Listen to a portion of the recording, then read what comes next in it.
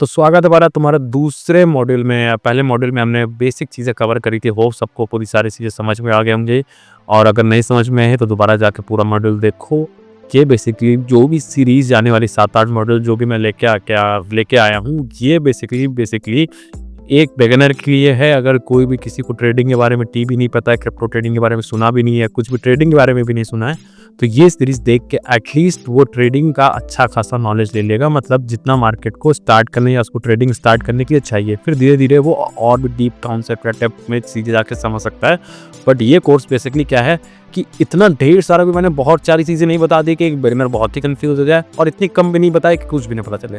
ये बेसिकली मैं पूरी मॉडल्स ऐसे लेके आ रहा हूँ ताकि यार ट्रेडिंग का उसको 70% डाटा लग जाए, 80% डाटा लग जाए। फिर बाकी जो डेप्थ वाले कॉन्सेप्ट है, बहुत सारी चीज़ें हैं, वो जब फ्यूचर में आएगी इसके सामने तब वो ज़्यादा अच्छे से परफॉर्म कर पाएगा कंपेयर टू अगर मैं बहुत सारी चीज़ें अभी बता दूँ। फिर क्या होता है ना, मैंने बहुत सारे कोर्सेज देखे जिसमें सब कुछ बता दिया, एडवांस लेवल का भी बता दिया, सारे लेवल का बता दिया, और बिगिनर कन्फ्यूजन में चला गया, कुछ समझ ही नहीं पाता है। तो कम से कम उसको एटलीस्ट इतना समझाओ कि वो एटलीस्ट ट्रेड करना स्टार्ट कर सके, मार्केट में आ सके। फिर उसके सामने कॉन्सेप्ट तो क्लियर होते जाएंगे ना, फिर उसके सामने प्रॉब्लम आएंगे, वो सर्च करेगा तो मिल जाएगा उसको कॉन्सेप्ट। तो अगर ये जो मॉड्यूल्स है, ठीक है, सारे मॉड्यूल्स खत्म किए तो मैं एक प्री एडवांस कह सकते हो उसके लिए लेके आऊँगा, जहाँ पे और डेप्थ में चीज़ें समझा रहा हूँ। तो जो टॉपिक्स छूट गए होंगे या फिर जो टॉपिक्स की आपकी डिमांड आएगी किस स्पेस पे चाहिए, वैसे यूट्यूब पर मैं मैक्सिमम ऑफ वीडियोज़ डाल रहा हूँ उस चीज़ पे। चार्ट पैटर्न और फंडामेंटल्स क्या होता है, देखो यार मार्केट में क्या, जब भी आप ट्रेड वगैरह करते हो, ठीक है, मैं यहाँ पे सर्च करता हूँ एक बार, ठीक है, ट्रेड का वो यार मैं डाउनलोड कैंडल स्टिक, ठीक है, या फिर आप समझो यहाँ पे समझो, सिंपल समझा रहा ट्रेड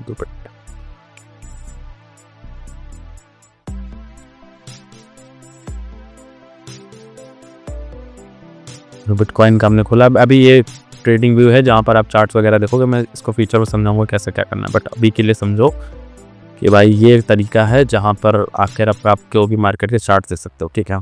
चार्ट्स क्या होते हैं बेसिकली समझो। देखो यार, हम ट्रेड क्या कर रहे होंगे, देखो क्या होता है ट्रेडिंग में तो बहुत सारी चीज़ें इस्तेमाल होती है, ठीक है। ये क्या है, ये जो चल रहे हैं, ठीक है, रेक्टेंगल्स ये तुमको दिखाई दे रहा है, जिगजैग, ठीक है, ये क्या है, मार्केट के प्राइस को दर्शा रही है कैंडल्स, ठीक है।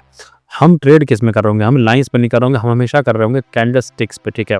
कैंडल स्टिक क्या है, बेसिकली कैंडल स्टिक की मदद से ना बहुत सारी चीज़ें समझना और मार्केट को एनालाइज करना बहुत ईजी हो जाता है। देखो क्या होता है कि भाई ये जो सारी कैंडल स्टिक है, ये दर्शाती क्या, मार्केट में क्या प्राइस चल रहा है, मार्केट ऊपर जा रही है कि नीचे जा रही है, ठीक है। ये बेसिकली मोटा ये समझो कि मार्केट को ऊपर जाने की दिशा को, मार्केट के नीचे जाने की दिशा को, मार्केट में कितने लोग हैं कितने लोग नहीं है, किस प्राइस पे मार्केट चल रही है, क्या करंट का भाव चल रहा है, इसको फ्यूचर में कितना जा सकता है, फ्यूचर में नहीं जाएगा, ये सब कुछ A to Z तुम इन कैंडल स्टिक को देख के आप समझ सकते हो।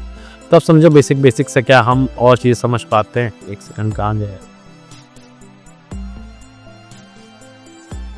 हाँ समझे यार। देखो क्या होता है, पहले तो बुलिश कैंडल होती है और बेरिश कैंडल होती है। अब इसमें मार्केट में क्या है, दो तरीके के कैंडल्स काम कर रही हैं। बुलिश कैंडल क्या है, जो कि भाई मार्केट जब ऊपर जा रहा है, देखो क्या होता है, दो तरह की ट्रेड चलती है ना यार। ट्रेडिंग में मैंने बताया था, पिछले मॉडल में बताया था भाई, ट्रेडिंग होती प्राइस है तो ऊपर जा रहा है या तो नीचे जा रहा है, उस पर आप ट्रेड कर रहे होते हैं। अब दोनों तरीके से ट्रेड कर सकते हो, प्राइस के ऊपर जाने से भी आपको फायदा हो सकता है, प्राइस के नीचे जाने से भी फायदा हो सकता है, वो अलग मॉडल में समझेंगे जब आएगा। तो अभी समझो यार, बुलिश कैंडल यानी हरी वाली जो कैंडल है, देखो कलर का इसका कोई रिलेशन नहीं, बट मैक्सिमम हर जगह हरी कैंडल को आप कह सकते हो, आप कलर चाहो तो इसका चेंज भी कर सकते हो, ऐसा कोई स्पेसिफाइड नहीं है। बट जो ग्रीन कैंडल है वो दर्शाती है, क्या दर्शाती है, आपके मार्केट में बेरिश मतलब बुलिश मूव है कि नहीं है। बुलिश मूव मतलब मार्केट के अप ट्रेंड यानी ऊपर जाने वाले प्राइस को दर्शाती है। बेरिश मूव क्या, ये लाल वाली कैंडल दिखाती है कि भाई सेलर्स है, ठीक है, ये बायर्स को दिखाती है खरीदार ज़्यादा है, और ये रेड वाली कैंडल सेलर्स को दिखाती है। वो ग्रीन कैंडल का क्या दर्शाने का प्लान है कि भाई बायर्स कितने लोग खरीदने वाले हैं, बेचने वाले हैं। जब भी मार्केट में हरी कैंडल बन रही होगी आपको चार्ट में, तो इसका मतलब यहाँ पे लोग खरीद रहे हैं, ठीक है, इसका मतलब इस पर्टिकुलर टाइम पर लोग खरीद रहे हैं। फिर लाल कैंडल दिख रही है तो इसका मतलब लोग बेच रहे हैं उस पर्टिकुलर टाइम फ्रेम पे। तो ये दोनों अलग अलग वो है। अब समझो कैंडल का काम क्या है, देखो कैंडल कैसे स्ट्रक्चर होता है, ऐसा रेक्टेंगल का स्ट्रक्चर होता है, छोटी हो सकती है बड़ी हो सकती है, ऐसा नहीं कि ऐसा इतना बड़ा रेक्टेंगल हो सकता है, इतना छोटा सा रेक्टेंगल हो, ठीक है, हो सकता है इतना बड़ा रेक्टेंगल हो, ठीक है। तो इसका कोई वो नहीं होता, ये कोई भी साइज की हो सकती है कैंडल्स, ठीक है, बहुत बड़ी भी हो सकती है बहुत छोटी भी हो सकती है। अब इसका क्या सीन क्या है, देखो अगर कैंडल में अगर ऐसा कुछ स्ट्रक्चर आपको दिखता है जो बाहर लाइन सा कुछ स्ट्रक्चर, इसको क्या कहते हैं, विग कहते हैं। विग के बहुत सारे अलग अलग रूल्स हैं। पहला तो ये है कि पहले तो ये जो टॉप वाला पॉइंट है, ठीक है, ये आपको दर्शाएगा हाई, मतलब प्राइस सबसे ऊपर किस प्राइस पे गया था। देखो अभी तो ये क्या है, ये जो बॉडी आप देख रहे हो बेसिकली, ये बॉडी आपकी दर्शाती है बायर्स और सेलर्स में कितनी लड़ाई हुई है, ठीक है। और ये जो विग है, विग दिखाएगा कि यानी प्राइस 90 रुपए तक गया था, ठीक है, प्राइस 90 तक रुपए गया था, सबसे नीचे तक कितना रुपए प्राइस आया था, 75 रुपए तक सबसे नीचे प्राइस आया था। मतलब ये वाले जो विग है, विग के टॉप ये मंडी देख रहे हो, इसका पॉइंट सबसे लास्ट वाला पॉइंट दर्शाएगा कि भाई प्राइस नीचे कितना गया था, ये नीचे वाला सबसे नीचे प्राइस कितना गया था वो दर्शाएगी, पॉइंट सबसे ऊपर वाला जो भी है वो दर्शाएगा कितना प्राइस ऊपर गया था, ठीक है। अब ये क्या है, ये बताता है आपका ओपनिंग और क्लोजिंग प्राइस। प्राइस की शुरुआत कहाँ से हुई थी, प्राइस की शुरुआत हो सकता हो आपकी हुई हो 85 रुपए से, ठीक है, और क्लोज कहाँ किया गया, क्लोज हो सकता हो 87 के रुपए से क्लोज हुआ। मतलब कि प्राइस की ओपनिंग दर्शाएगा, ये वाला जो पॉइंट है जहाँ से रेक्टेंगल स्टार्ट हुआ है ये दर्शाएगा कि प्राइस की शुरुआत 85 से हुई थी, प्राइस क्लोज मतलब जब एक कैंडल खत्म हुई है। देखो कैंडल का टाइम फ्रेम होता है, ऐसा नहीं होता कि कैंडल बनती जाती है, 1 घंटे के टाइम फ्रेम में कैंडल बनती है, 2 घंटे के टाइम फ्रेम की बनती है, 1 मिनट की फ्रेम की बनती है। तो अलग अलग टाइम फ्रेम के अलग अलग कैंडल्स होती है। मतलब कि 1 घंटे में प्राइस ऊपर गया है कि नीचे गया है, कि 1 मिनट में प्राइस ऊपर गया है कि नीचे गया है, कि बायर्स थे कि सेलर्स थे, ठीक है। बेसिकली क्या दर्शाएगा कि यार आप अलग अलग टाइम फ्रेम चूज करोगे तो अलग अलग आपको समझ में आएगा कि 1 मिनट में अगर हरी कैंडल बन रही है, 1 मिनट का टाइम फ्रेम, अगर हरी कैंडल बन रही है तो यानी उस 1 मिनट में मार्केट में बायर्स एक्टिव थे, ठीक है। लाल बन रही तो उसका वो उस 1 मिनट में मार्केट में सेलर्स एक्टिव थे। 1 आवर की कैंडल में क्या, अगर 1 आवर की कैंडल है तो उसका मतलब 1 कैंडल का जो टाइम होगा वो होगा 1 आवर। मतलब कि अगर हरी बन रही तो 1 घंटे में क्या थे कि भाई आपके बायर्स अपडेटेड थे, और लाल बन रही तो इसका मतलब यहाँ पे सेलर अपडेटेड थे। मार्केट ओपन हुई 85 पे, मार्केट गई 87 तक, ठीक है। मतलब मार्केट क्लोज जब 1 मिनट का टाइम खत्म हो गया, दूसरी कैंडल बनना स्टार्ट होगी ना 1 मिनट बाद। अब आप जितने मिनट का टाइम फ्रेम सेलेक्ट किया होगा, अगर 1 घंटे का सेलेक्ट किया होगा तो 1 कैंडल 1 घंटे बाद खत्म होगी। एक कैंडल बनना स्टार्ट होगी तो 1 घंटे बाद जब इसका टाइम खत्म होगा तो दूसरी कैंडल बनना स्टार्ट होगी इसके बगल में, जैसे यहाँ पर बन रही है। यहाँ पे देखोगे 1 मिनट पे यहाँ पे क्या थी, सेलर्स एक्टिव थे, यानी कि यहाँ पे मार्केट नीचे गई है, सेलर्स एक्टिव थे। यहाँ अगली कैंडल की अपनी अगले मिनट में ग्रीन बनी, फिर अगले 1 मिनट में ग्रीन बनी। अब मैं यहाँ पे टाइम फ्रेम सेलेक्ट कर लेता हूँ, मान लो 1 आवर। तो अब ये वाली जो कैंडल है, ठीक है, तो आपको ये वाली कैंडल दर्शा रही 1 घंटे का टाइम, मतलब ये टोटल 1 घंटे की कैंडल है। अब अगले 1 घंटा की कैंडल ये बन रही, देखो जैसे यहाँ पे देखोगे तो टाइम चल रहा है 26.35 सेकंड, यानी कि अभी इस कैंडल खत्म होने को 26 मिनट बचे हुए हैं। तो भाई जितना आप यहाँ पे टाइम फ्रेम सेलेक्ट करोगे उसके हिसाब से कैंडल बनेगी। आप समझो कि कितने प्राइस पर मार्केट ओपन हुई, यहाँ पे समझोगे तो मार्केट ओपन 85 पे, क्लोज 87 पे। सबसे हाईएस्ट मतलब सबसे ऊपर उस 1 मिनट सबसे ऊपर प्राइस तक कितने पे गई थी कैंडल, तो 90 रुपए तक गई थी। सबसे नीचे प्राइस कब तक गई थी, तो 75 तक गई थी। तो पहला की स्टार्टिंग कहाँ से होती है, पहले तो स्टार्ट होती है ओपन होने का प्राइस का पहले ओपनिंग होती है, तो ओपनिंग 85 से हुई थी। फिर उसके बाद क्या होता है कि मार्केट सबसे टॉप पे कितने गई या बॉटम पे कितने गई, ये चीज डिसाइड होती है कि सबसे हाई पे कितने प्राइस तक गया है। तो हो सकता है और हाई 90 था, यहाँ पे हमने 90 कंसीडर करके चल रहा है, यहाँ पे 75 था सबसे लो प्राइस।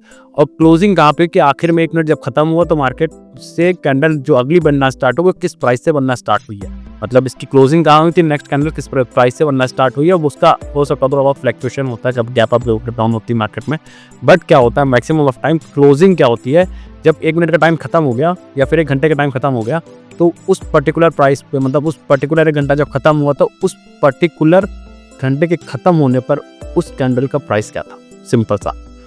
तो ये होता है बुलिश कैंडल, ये होती है बेरिश कैंडल, सेम अपोजिट होती है बुलिश बेरिश, ठीक है। तो होप यार अगर आपको कैंडल का पूरा कॉन्सेप्ट समझ में आ गया कि कौन कैंडल काम कैसे करती है। ये बॉडी होती है वैसे भी, जो ग्रीन पार्ट है ये बॉडी कहलाती है। बॉडी का मतलब है उस पर्टिकुलर टाइम पे बायर्स और सेलर्स में कितनी ज़्यादा लड़ाई हो रखी है, तो कहाँ तक मार्केट के प्राइस को घसीटना चाहते हैं, कितने बायर्स और सेलर्स अवेलेबल, ऐसे कोरिलेशन नहीं होता, वो वैल्यू बताती है। मार्केट स्ट्रक्चर क्या, ठीक है, आपने समझ लिया कि बेरिश और बुलिश क्या। मार्केट स्ट्रक्चर क्या, हायर हाइज हायर लोज। देखो हायर हाइज क्या होता है मार्केट में, क्या है यहाँ पे देखोगे तो वाली कैंडल मतलब पिछली वाली कैंडल से बड़ी कैंडल नेक्स्ट वाली बने, पिछले वाली कैंडल से बड़ी नेक्स्ट वाली कैंडल, तो वही होता है आपका बेसिकली हायर हाइज। और लोअर लोज क्या होती है, जब पिछले वाली कैंडल से छोटी वाली कैंडल नेक्स्ट, मतलब छोटी बने कैंडल, मतलब पिछले कैंडल नहीं थी, इसके से प्राइस नीचे गया, इससे प्राइस नीचे गया।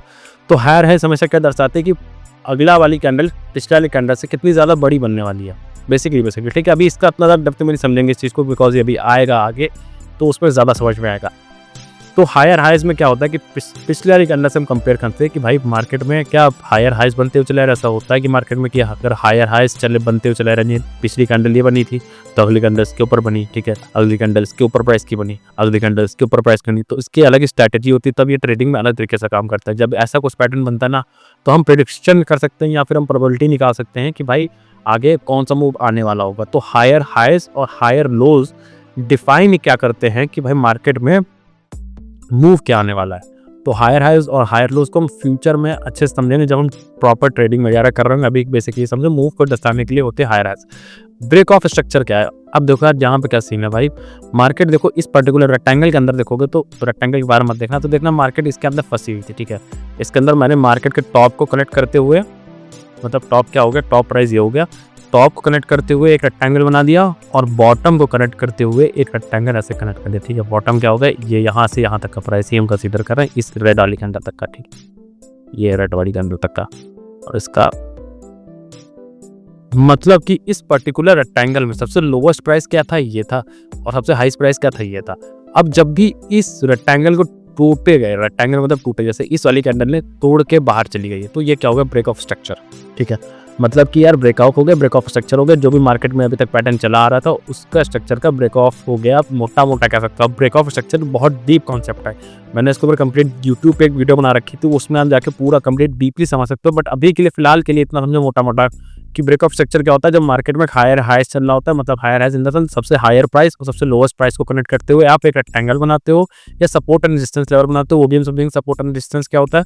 बट अभी के लिए समझो एक रेक्टेंगल के अंदर फंसी हुई मार्केट, यानी कि यहाँ से मार्केट स्टार्ट हुई, जिसके अंदर फंसी थी, इसके अंदर मार्केट थी, और जब मार्केट टूट जाए यानी रेक्टेंगल को तोड़ के बाहर निकल जाए तो वो होता है ब्रेक ऑफ स्ट्रक्चर, यानी कि उस पर्टिकुलर स्ट्रक्चर का ब्रेक ऑफ हो गया, टूट गया है, ठीक है। तो अभी मोटा मोटा ये समझ सकते हो ब्रेक ऑफ स्ट्रक्चर यही होता है। मार्केट काफी टाइम से चली आ रही थी और मार्केट आ रही थी बेयरिश डायरेक्शन में, मतलब कि मार्केट आ रही थी, मार्केट लगातार क्या थी, बेयरिश डायरेक्शन में आ रही थी, और बेयरिश का सिंपल इसे क्या हो गया, मार्केट ऊपर बढ़ गई, तो उसका क्या हो गया, चेंज ऑफ कैरेक्टर हो गया। मतलब देखो यहाँ पे देखोगे, यहाँ मार्केट बेयरिश थी, गिरती चली रही थी, और फिर यहाँ से मार्केट ऊपर उठना चालू हुई, मतलब कि मार्केट अभी तक गिर रही थी, उसके बाद स्ट्रक्चर में चेंज हुआ, यानी मार्केट यहाँ से ऊपर उठना चालू हो गया। तो इस चेंज ऑफ कैरेक्टर के ऊपर भी मैंने डीप में वीडियो बना रखी यूट्यूब पे, वो भी मिल जाएगी।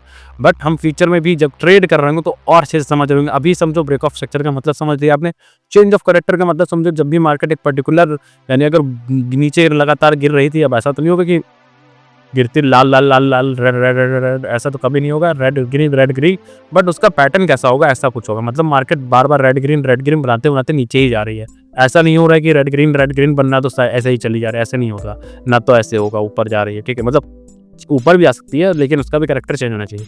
तो मान के चलो जब भी मार्केट ऐसे नीचे गिर रही हो और नीचे गिर रहे हो बनाते बनाते फिर क्या, तो यहाँ से ऊपर बढ़ने लगे, तो जब ऐसा कुछ होता है तो उसको चेंज ऑफ कैरेक्टर बोलते हैं, जब मार्केट ने अपने कैरेक्टर चेंज कर लिया। तो ये पॉइंट भी आपका पूरा क्लियर हो गया होगा, ब्रेक ऑफ स्ट्रक्चर के भी होगा। ट्रेंड कंटिन्यूएशन और ट्रेंड रिवर्सल समझो कि यार देखो ब्रेक ऑफ स्ट्रक्चर और ट्रेंड रिवर्सल और ट्रेंड कंटिन्यूएशन भी सेम ही तरीके से होता है, बट चेंज ऑफ कैरेक्टर थोड़ा सा डिफर होता है, वो जब हम ट्रेड कर रहे होंगे तो ज्यादा अच्छे से समझेंगे। अभी ट्रेंड कंटिन्यूएशन ट्रेंड रिवर्सल का, जब भी मार्केट एक ट्रेंड में चली आ रही हो और मार्केट उसी ट्रेंड में ही जा रही हो, तो ट्रेंड क्या हो गया, ट्रेंड कंटिन्यूएशन मार्केट, मान लो मार्केट गिर रही थी तो मार्केट गिरती ही जा रही है, आपने ट्रेड प्लान किया, यहाँ पर ट्रेड एग्जीक्यूट किया, वो उसके बाद भी गिरती जा रही है, ट्रेंड कंटिन्यूएशन हो रहा है, मतलब कि ट्रेंड जो है वो कंटिन्यू हो रहा है। ट्रेंड रिवर्सल क्या हो गया, मार्केट गिर रही थी फिर यहाँ से ऊपरने लगी, तो ट्रेंड क्या हो जाता है, यहाँ से बदल जाता है, तो ट्रेंड कंटिन्यूएशन वो होता है, और ट्रेंड रिवर्सल होता है जब भी मार्केट अपना ट्रेंड चेंज कर रहा है। सपोर्ट एंड रेजिस्टेंस लेवल क्या होता है, सपोर्ट एंड रेजिस्टेंस का लेवल का मतलब है कि जब भी मार्केट ऐसे जोन में फंसेगी, ठीक है।